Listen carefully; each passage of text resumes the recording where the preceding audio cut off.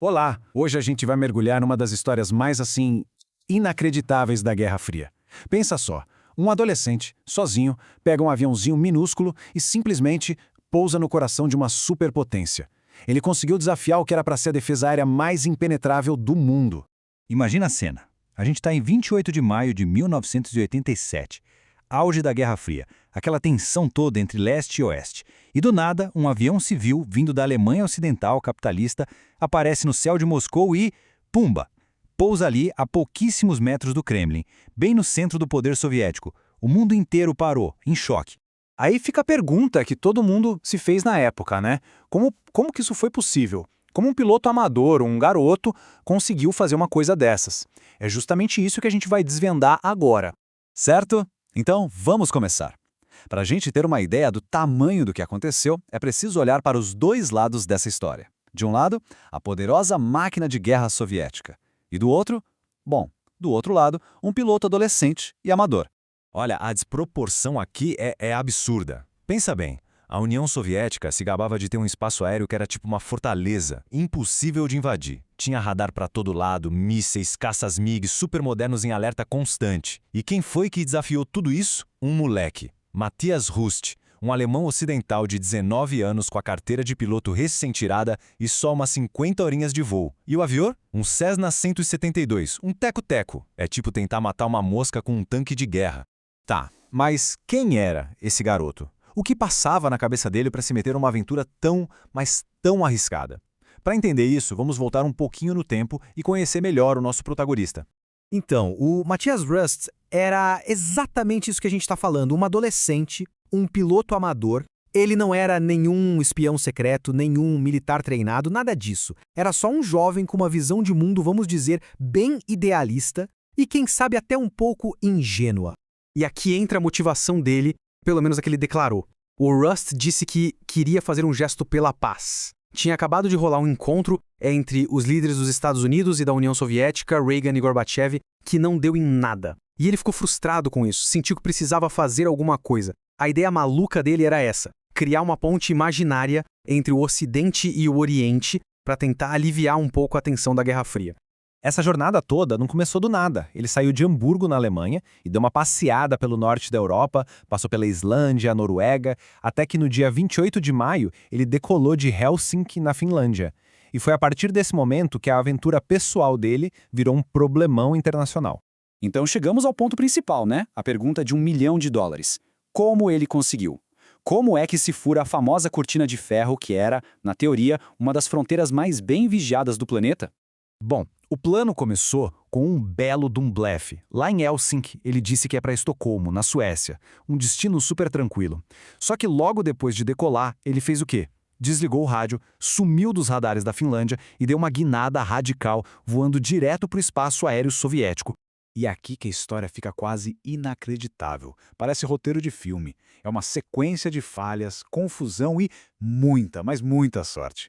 Para começar, sim, ele foi detectado. Os radares soviéticos pegaram ele. Ele chegou a ser interceptado por caças MiG. Mas a ordem para abater o avião nunca chegou. Depois a coisa só melhora. Primeiro, confundiram o Cessna dele com um avião de treinamento soviético. Depois acharam que era um helicóptero de resgate. E a sorte do cara não parou por aí. Ele chega em Moscou e pousa numa ponte que, por pura coincidência, estava com os cabos de segurança retirados para manutenção naquele exato dia. É mole? Quando ele finalmente chegou em Moscou, ele primeiro circulou sobre o Kremlin. Ele até pensou em pousar lá dentro, mas achou que era muito arriscado. Então ele deu umas voltas sobre a Praça Vermelha, que estava lotada de gente, e no fim das contas escolheu a ponte ali do lado, pertinho da famosa Catedral de São Basílio, para ser a pista de pouso dele. Que cena! E a reação das pessoas em terra? Não foi pânico, não foi alarme, foi curiosidade. A multidão foi chegando perto, teve gente pedindo autógrafo. No começo, todo mundo achou que ele era da Alemanha Oriental. O queixo da galera caiu mesmo quando ele falou que era da Alemanha Ocidental. E a polícia? Demorou 2 horas para chegar. 2 horas. Isso mostra o quão despreparadas as autoridades estavam. Certo, o voo tinha acabado. Mas a tempestade política, essa estava só começando. O que esse adolescente fez, sozinho, causou um verdadeiro terremoto lá no topo do poder soviético. Olha só esse número, é de cair o queixo. Mais de 200 oficiais de alta patente foram demitidos, mandados embora. A humilhação para as Forças Armadas da União Soviética foi gigantesca e as consequências vieram na hora. Mas o mais interessante aqui é a jogada de mestre do Mikhail Gorbachev. Ele viu a oportunidade e aproveitou a vergonha dos militares para fazer uma verdadeira limpa política. Ele demitiu o ministro da Defesa, o chefe da Defesa Aérea, gente que era contra as reformas dele. No fundo, o voo do Rusty caiu como uma luva para o Gorbachev. Foi a desculpa perfeita que ele precisava para tirar do caminho a galera da linha dura e acelerar as mudanças que ele queria fazer. E o Rust? O que aconteceu com ele? Bom, ele foi julgado por baderna e por invasão de fronteira. Pegou 4 anos de prisão, mas ele acabou cumprindo só 14 meses numa prisão em Moscou. Foi solto um pouco antes, como um gesto de boa vontade, logo depois que o importante tratado de desarmamento foi assinado. Pra gente fechar, vamos dar uma olhada no que aconteceu depois de tudo isso. Porque o legado desse voo é bem complexo, não só para o mundo, mas para a vida do próprio Matias Rusto.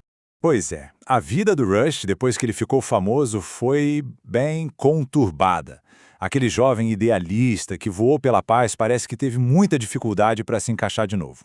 Ele acabou se metendo em várias confusões com a justiça na Alemanha, chegou a ser preso por atacar uma enfermeira, teve problemas com roubo, fraude, enfim. Depois de um tempo, ele acabou virando jogador profissional de pôquer. E o avião, o outro protagonista dessa história. O famoso Cessna foi devolvido para a Alemanha e hoje em dia é uma peça de museu. Está lá em exposição no Museu Alemão de Tecnologia, em Berlim. Um lembrete físico de um dos episódios mais bizarros e, ao mesmo tempo, importantes do fim da Guerra Fria.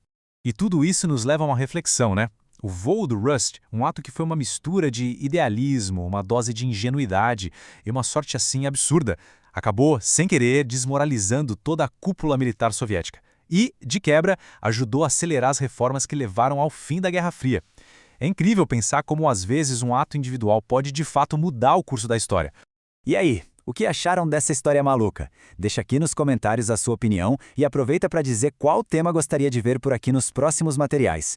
Ah, e claro, não se esquece de se inscrever no canal para não perder mais histórias como essa. A gente se vê na próxima. Até mais!